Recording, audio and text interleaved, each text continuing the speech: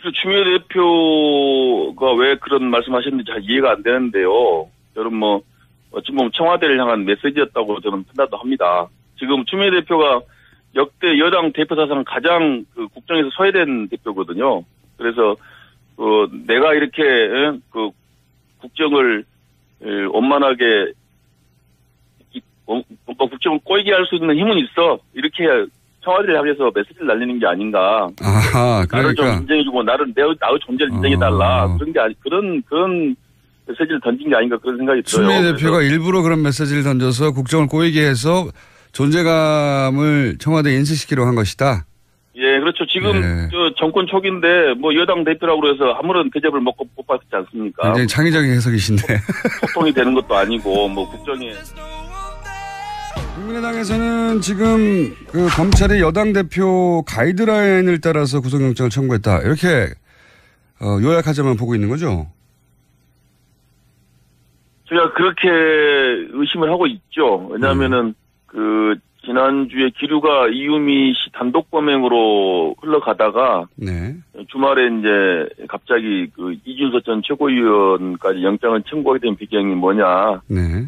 그것을 이제 저희 당에서는 추미애 대표가 그 머리 자르기 발언을 해서 가이드라인을 줬고 이제 검찰이 현 정권에 대해서 그 잘 보이기 위해서 네. 권력 해바라기성 수사하는 게 아닌가 그렇게 판단하고 있습니다. 그런 의혹이 있다 이렇게 이제 말씀하시는 거죠. 네. 네. 네. 그런데 그 이전 그 추미애 대표의 발언 이전까지는 검찰이 내부적으로 단독 범행으로 결정하려고 했다는 또 어떻게 아십니까? 그렇게 했다는 걸 알아야 그게 그렇게 제가 좀 대충 이제 또 수사 상황을 제가 조금 이렇게 여기 듣고 있었는데요. 그런 흐름이었다고 알고 있었습니다. 근데 이제 이 사건이 좀 작년에 리베이트 사건하고 비슷하게 흘러가는 것이 리베이트 사건이요? 작년 리베이트 사건 때는 저희가 좀 업무 처리 미숙을 했었는데 그걸 가지고 검찰에서 뭐 대단한 제가 선거법 위반이 있는 것처럼 영장을 청구하고 2번이나 청구하고 기소해가지고 결국 무죄가 됐습니다. 네. 근데 이번에는 이제 이유미 씨 조작에 대해서 저희가 할 말은 없죠. 정말 잘못하고 죄송했다고 말씀드리는데 네네. 그것을 또 자꾸 또 윗선에 연결시키려는 정치적인 의도가 있는 게 아닌가. 만약에 이준석 전 최고위원에 대해서 또 영장이나 또 기소를 해가지고 만약에 무죄가 되면은 검찰이 과연 책임질 것인가 하는 것에 대해서 저희는 상당히 의심을 하고 있습니다. 작년에 리베이트 사건 무죄 판결 났는데 수사한 검찰이 사과하거나 책임졌단 말 들어본 적이 없습니다. 네, 무슨 말씀인지는 알겠는데, 근데 당시 리베이트 사건은, 국민의당 내부 제보에서 출발을 했고, 선관위가 고발한 사건이라서, 선관위 기준에서 고발 대상이 됐던 것이고, 출발은 국민의당 내부 제보였기 때문에, 제가 보기엔 좀, 그렇게 억울해 하실 일은 아닌 것 같고요. 결과는 비슷해요. 결과는 이제 누구 말을 믿느냐인데. 그러니까. 결국 이번에도. 제 말은 리베이트 사건이 어떤 음모나 혹은 정치적 고려 때문에 출발한 게 아니기 때문에. 그런데 이번 사건 같은 경우에도 이제 국민의당 내부의 문제로 출발한 거 아니겠습니까? 근데 문제는 말씀대로 하자면 검찰은 내부적으로는 단독 범행으로 결론 내려고 하고 있었는데 여당 대표가 가이드라인을 줘서 그래서 이준석 최고위원까지 구속영장을 청구하는 것으로 기류가 바뀐 것이다. 그런 의혹이 있다. 이렇게 보시는 거 아니겠습니까? 예. 저는 작년과 똑같다고 보는 것이요. 예. 출발은 저희가 국민의당이 미숙함으로 단초를 제공했죠. 작년에도 리베이트 사건도 네네. 무슨 계약서를 위조한다 할지 여러 가지 업무 처리를 잘못했어요. 네. 그걸 가지고 검찰이 이제 침소공대 가지고 마치 무슨 돈이 왔다 갔다 한 것처럼 그렇게 해가지고 기소를 해서 저희 국민의당 안철수 전 대표에게 막대한 타격을 줬고요. 네. 이번에도 이유미 씨 단독 범행한 걸 가지고 그걸 가지고 자꾸 이제 언론에다 뭘 얘기하고 이준석 전 최고가 개입이 됐다. 무슨 박지원 대표한테 보고가 됐다. 이렇게 해서 자꾸 침소봉대가지고 마치 국민의당 전체가 이것에 무슨 관여가 된 것처럼 그렇게 지금 몰고 가고 있지 않습니까? 저는 똑같은 지금 사건 과정이 되고 있다고 판단하고 있습니다. 네. 어쨌든 당신은 검찰 인지수사가 아니라 이제 선관위 고발건이었다는 걸 다시 한번 말씀드리고. 근데, 이준서, 이게 핵심인 이준서 최고위원의 진술과 이유미 씨의 진술이 대립되는 거 아니겠습니까? 네네. 그런데, 간단하게 요약하면 이유미 씨는 일관되게, 지시에 의해 행동한 것이라고 하는 것이고, 이준서 최고위원은 일관되게 자신은 조작된 자료인지 몰랐고 지시한 적도 없다. 뭐 이렇게 대립하는 건데, 네네. 물증 같은 거는 대단히 약한 것 같고, 정황으로 파악하는 것 같습니다. 그런데 이제, 이준서 진술을 믿어주는 것이 국민의당인 것 같고요. 그렇지 않습니까? 그렇습니다. 예. 그런데 이제 검찰이 그 진술에 의구심을 가지는 건, 단지 검찰만 그런 건 아니거든요. 한 여론조사 따르면 단독 범행 아니라고 생각하는 여론이 70%가 넘는데, 물론 여론이 유죄라면 유죄라는 게 아니고요. 이게 누구 진술을 더 믿느냐 하는 문제라고 하면 어차피 심증인데, 국민의당은 밖에서 보면 이준서 최고위원의 진술 신빙성이 떨어진다고 생각하는 사람들이 많거든요. 그러니까 그게 곧 검찰이 가이드라인을 따른 증거다라고 하기에는 좀 약하거든요. 여론은 그렇게 볼 수밖에 없죠. 자꾸 언론에서 자꾸 그렇게 보도지 않습니까? 무슨 통화를 했네, 문자를 보냈다.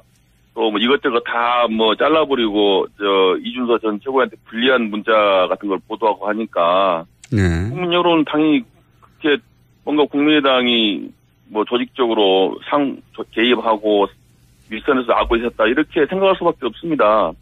작년에 리베이스 사건도 똑같았어요. 우리가 내부에서 돈 받은 것도 없었고 억울하다 했지만은 국민들께서는 다 무슨 국민의당 당직자들이 다 돈 받아먹고 다 빼돌리고 이렇게 한 걸로 다 인식하셨지 않습니까? 그래서 저희 국민의당과 안철수 대표가 멍이 든 거예요. 마찬가지로 이번에도 사실은 이유미 씨 조작 사건이 분명히 잘못된 거지만은 그로 인해서 지금 저희 국민의당이나 안철수 대표가 엄청나게 타격을 받고 있는데 결국은 이제 언론 같은 데서 그것을 자꾸 이제 증폭시키고 마치 위에서 알고 있었다는 그런 취지의 보도를 계속 하기 때문에 실제와 관련 없이 엄청난 이미지 타격을 받고 있습니다. 결국 그것을 검찰이 이제 증폭시키는 역할을 하고 있는 것이죠. 예를 제가 한번 들어보자면 예를 들어서 안철수 후보 당시 안철수 후보의 딸이 혹은 부인이 어떤 범죄에 연루된 게 명백하다고 제보자 녹취 파일을 민주당이 들고 왔어요. 그래서 대대적으로 기자회견을 했고 대선 막판에 계속 뿌렸는데 나중에 알고 보니까 민주당의 일개 당원이 혼자 한 것이지 민주당 전체가 몰랐다. 그러면 의원님은 그걸 믿으시겠습니까 그냥? 그건 믿기 힘들거든요. 물론. 사장님도 논리 비약인데요. 그거하고는 다르죠. 문준용 씨 특혜 의혹 사건은 상당한 저는 근거가 있다고 봅니다. 그렇기 때문에 이것이 또 이 이슈가 그 당시에 이유미 씨가 녹취록을 가져와서 처음으로 이슈가 됐다면 제가 검증을 더 철저히 했을 거예요. 그런데 이미 문준용 씨 그 특혜 취업 사건이 이미 이슈가 돼 있었고 이것은 하나의 추가적인 증거였다는 거죠. 그렇기 때문에 저희가 조금 더 검증에 소홀하고 덜컥 믿은 그런 과오를 범한 겁니다. 그런데 안철수 후보의 가족 관련해서도 여러 의혹은 있었습니다. 그것은 이제 근거가 좀 제가 볼 때 객관적으로 봐서 근거가 조금 약하죠. 상대 후보라서 근거가 약하다고 상대 후보 주장이라서. 제가 객관적으로 봤을 때 근거가 좀 약하고 문준용 씨 특혜 취업 사건은 상당한 의혹이 있다고 봐야죠. 그러니까요. 국민의당은 그렇게 생각하신 거고 민주당은 안철수 후보 측에 상당한 의혹이 있다고 생각했을 수 있는데 제 말은 국민의당 입장에서는 억울하실 수 있는데 밖에서 보면 그런 의구심을 가지는 건 합리적인 수준의 의심에 가깝다. 억울하실 수 있으나 그래서 그걸 곧장 검찰의 어떤 가이드라인에 따른 행동이다라고 판단하기엔 혹시 다른 근거는 있습니까? 하필 그때 추미애 대표가 머리짜리란 말을 했는데 그리고 나서 이런 게 나왔다. 이거 말고 또 다른 근거가 있나요? 가이드라인이라고 하시는? 그런데 여러 가지 제가 이제 문자나 카톡이나 여러 가지 주고받은 정황을 봤을 때 그렇다는 거고요. 이준서 전 최고위원을 의심할 수는 있습니다. 그거는 그걸 비난할 수는 없습니다. 다만 이제 검찰이 누구 말을 믿느냐인데 굳이 이제 이준서 전 최고위원의 말을 믿지 못하겠다고 하고 있는 것이고 또 결국은 검찰의 얘기에 하더라도 조작은 이유미 씨 단독으로 한 거로 인정한 겁니다. 다만 이제 이준서 전 최고위원이 공모한 것은 아니고 그것을 어렴풋하게 알면서도 그런 것 하지 않았느냐 이런 문제를 묻는 것인데 그렇다면 또 꼭 구속까지 해야 되느냐 거기서 의문이 또 있다는 겁니다. 불구속 기소하에서 법원의 판단을 받아보는 것도 하나 방법인데 또 영장을 청구해갖고 그걸 이슈화해가지고 언론에도 특별하게 만드는 것도 하나 정치적인 의도가 아닌가 생각이 든다는 거죠. 미필적 고의라고 이제 표현되는데, 예. 근데 사실, 변호사님이시니까 아시겠지만 미필적 고의도 사안이 중대하면 구속되는 경우가 있지 않습니까? 그렇죠. 당연합니다. 예. 그러면 그렇기 때문에 미필적 고의가 의심되면 예를 들어서 5월 5일 최초 기자회견 했는데 5월 6일 날 사실상 유이민 씨가 제보자가 없는 것과 마찬가지라고 얘기를 한 것으로 검찰 조사 결과는 밝혀졌는데 그렇다면 미필적 고의를 적용해서 구속영장 청구할 수도 있는 거 아니겠습니까? 변호사 입장에서 보시면 어떻습니까? 그러니까 할 수도 있고 안 할 수도 있어요. 근데 굳이 하는 것이 정치적 의도가 있다고 저는 보여지는 거죠. 굳이 안 하는 게 오히려 정치적으로, 정봉주 전 의원 같은 경우도 BBK로 기소돼서 형을 살았는데요. 당시 사법적으로는 유죄 판결이 났지만은 그러나 사실 저도 그렇고 많은 사람들이 정봉주 의원이 유죄라고 생각을 안 합니다. 그건 사법적으로 판결이 났지만 억울하게 정치로 당했다라고 생각을 하거든요. 마찬가지 이번 건도 저는 마찬가지라고 보고 있습니다.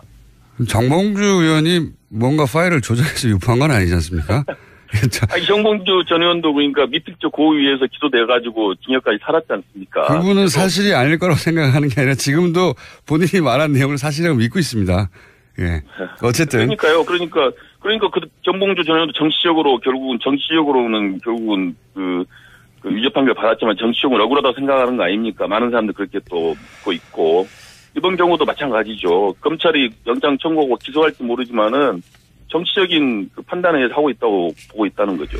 알겠습니다. 정치적으로 보고 있다고 하는 입장은 잘, 이해했고요. 동의하지 않으신 분들이 있겠지만 그거는 의원님이 설득하셔야 될 문제인 것 같고요. 네. 자, 또 한 가지 더 여쭤보자면, 이미 여러 번 나온 얘기인데, 안철수 전 대표가 너무 입장 발표가 늦다. 무슨 얘기든지 간에. 이런 문제 지적은 참 많지 않습니까? 예. 타이밍 관련해서도 그렇고, 내용 관련해서도 얘기가 참 많은데, 이번 건도 좀 이제 빨리 입장 발표를 해야 한다는 의견도 있습니다만은, 이게 이제, 어차피 이제 이 사건이 터져서 일종의 국민의당으로서는 소나기를 피해가기 어렵게 됐지 않습니까? 그래서 아마 안 대표께서는 입장 발표를 하게 되면 또 이제 사실관계가 또 바뀌고 어쩌고저쩌고 얘기가 또 많이 나오기 때문에 아마 검찰 수사 결과 나온 다음에 전체적으로 한꺼번에 해서 뭔가 입장 발표 하실 걸로 그렇게 판단하신 것 같아요. 예. 중간에 또 만약에 이준서 전 최고는 관계가 없는 걸 전제로 발표했다가 또 검찰에서 또 이준서 전 최고는 관계가 있다고 발표하면 또 이게 꼬이기 때문에 아마 전체 또 제가 어떤 검찰의 정치적인 수사를 우려하기 때문에 그래서 이제 최종 검찰 수사 결과 발표를 보고 입장을 표명할 걸로 그렇게 예상하고 있습니다. 법원에서 이제 영장을 발부할 건지 아니면 하지 않을 건지 모르겠습니다만 거기에 따라서 또 상황이 좀 달라질 것 같은데 그건 그때 가서 다시 한번 제가 여쭤보기로 하고요. 예. 결국은 그 문제는 그 문제고 지금 원내에서 추경안이라든가 처리할 게 참 많지 않습니까? 근데 국민의당에서는 이것이 추미애 대표 사퇴 혹은 그에 준하는 사과 가 있기 전에는 안 된다는 입장으로 알고 있는데 혹시 이 원내 현안을 극적으로 풀 수 있는 제가 보기에는 민주당 대표가 이 일로 사퇴는 하지 않을 것 같거든요. 절대. 어떻게 풀어야 합니까? 그래서 추미애 대표가 왜 그런 말씀하셨는지 잘 이해가 안 되는데요. 저는 어찌 보면 청와대를 향한 메시지였다고 저는 판단도 합니다. 지금 추미애 대표가 역대 여당 대표 사상 가장 국정에서 소외된 대표거든요. 그래서 내가 이렇게 국정을 원만하게 국정을 꼬이게 할 수 있는 힘은 있어. 이렇게 청와대를 향해서 메시지를 날리는 게 아닌가. 아하, 그러니까. 나를 좀 인정해주고 나의 존재를 인정해달라. 그런 게 그런 메시지를 던진 게 아닌가 그런 생각이 들어요. 추미애 대표가 일부러 그런 메시지를 던져서 국정을 꼬이게 해서 존재감을 청와대에 인식시키려고 한 것이다. 예, 그렇죠. 지금 저 정권 초기인데 뭐 여당 대표라고 해서 아무런 대접을 못 받지 않습니까? 굉장히 창의적인 해석이신데. 소통이 되는 것도 아니고 뭐 국정 운영에 지금 참여시켜주는 것도 아니고 상당히 소외시키고 있다고 보는데요. 그래서 이제 뭐 나도 있다라고 한번 보여주는 게 아닌가 싶고요. 그리고 이제 어쨌든 간에 이제 뭐 여당이 야당을 국정 파트너로 동반자로 인정을 해야 되는데 지금 인정을 하지 않고 있기 때문에 국민의당으로서도 뭐 곱게 볼 수가 없지 않습니까? 그래서 뭐 당분간은 뭐 그럼 여당이 어떤 카드를 내놓으면 이게 가능하나요? 제가 궁금한 건 그겁니다. 이렇게 해라 그러면 우리가 복귀할 수 있다. 뭐 추미애 대표께서 당대표 사퇴해야죠. 저 여당 대표로서 뭐 야당을 깔보고 지금 알겠습니다. 무시하고 그러면 되겠습니까? 사퇴만이 오로지 이 난국을 타개할 길이다. 예, 그렇습니다. 알겠습니다. 여기까지 듣고요. 좀 여당 대표를 자주 만나셔가지고 여당을 좀 같이 좀 사퇴를 종용할까요? 동반자로 했습니다.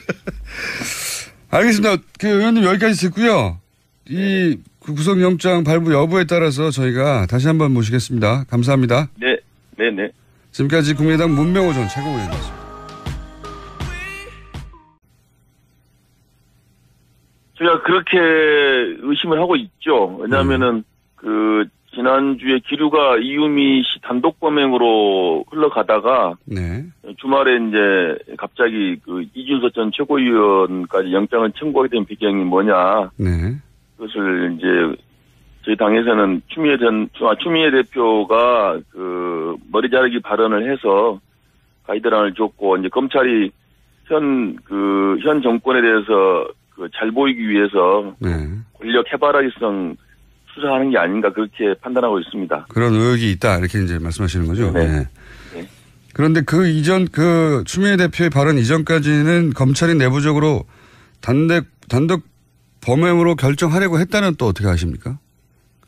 그렇게 했다는 걸 알아야 그게 그렇게 제가 좀 대충 이제 또 수사 상황을 제가 조금 이렇게 여기 듣고 있었는데요. 그런 흐름이었다고 알고 있었습니다.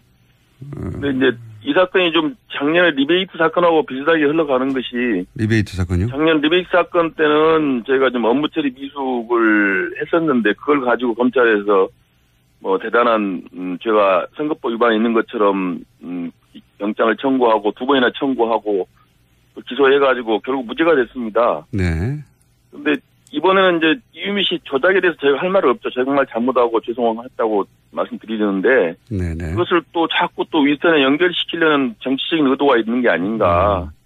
만약에 이준서 전 최고위원에 대해서 또 영장이나 또 기소를 해가지고 만약에 무죄가 되면은 검찰이 과연 책임질 것인가 하는 것에 대해서 저희는 상당히 의심을 하고 있습니다. 작년에 리베이트 사건 무죄 판결 났는데 수사한 검찰이 사과하거나 책임졌단 말 들어본 적이 없습니다. 네, 무슨 말씀인지는 알겠는데 근데 당시 리베이트 사건은 국민의당 내부 제보에서 출발을 했고 선관위가 고발한 사건이라서 선관위 기준에서 고발 대상이 됐던 것이고 출발은 국민의당 내부 제보였기 때문에 제가 보기엔 좀 그렇게 억울해 하실 일은 아닌 것 같고요. 결과는 비슷해요. 결과는 이제 누구 말을 믿느냐인데. 그러니까 결국은 이번에도. 제 말은 리베이트 사건이 어떤 음모나 혹은 정치적 고려 때문에 출발한 게 아니기 때문에 그런데 이번 사건 같은 경우에도 이제 국민의당 내부의 문제로 출발한 거 아니겠습니까? 근데 문제는 말씀대로 하자면 검찰은 내부적으로는 단독 범행으로 결론 내려고 하고 있었는데 여당 대표가 가이드라인을 줘서 그래서 이준서 최고위원까지 구속영장을 청구하는 것으로 기류가 바뀐 것이다. 그런 의혹이 있다. 이렇게 보시는 거 아니겠습니까?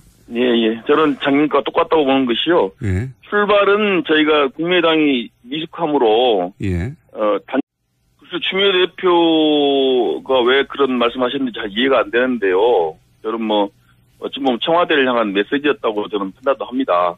지금 추미애 대표가 역대 여당 대표 사상 가장 국정에서 소외된 대표거든요. 그래서 내가 이렇게, 국정을, 원만하게, 국정을 꼬이게 할 수 있는 힘은 있어. 이렇게 청와대를 향해서 메시지를 날리는 게 아닌가. 아하, 그러니까. 나를 좀 인정해주고, 나의 존재를 인정해달라. 그런 게 그런 메시지를 던진 게 아닌가 그런 생각이 들어요. 추미애 대표가 일부러 그런 메시지를 던져서 국정을 꼬이게 해서 존재감을 청와대에 인식시키려고 한 것이다. 예, 그렇죠. 지금 정권 초기인데 뭐 여당 대표라고 해서 아무런 대접을 못 받지 않습니까? 굉장히 창의적인 해석이신데. 소통이 되는 것도 아니고 뭐 국정에. 국민의당에서는 지금 검찰이 여당 대표 가이드라인을 따라서 구속영장을 청구했다. 이렇게 요약하자만 보고 있는 거죠? 인초를 제공했죠. 작년에도 리베이스 사건도 네네.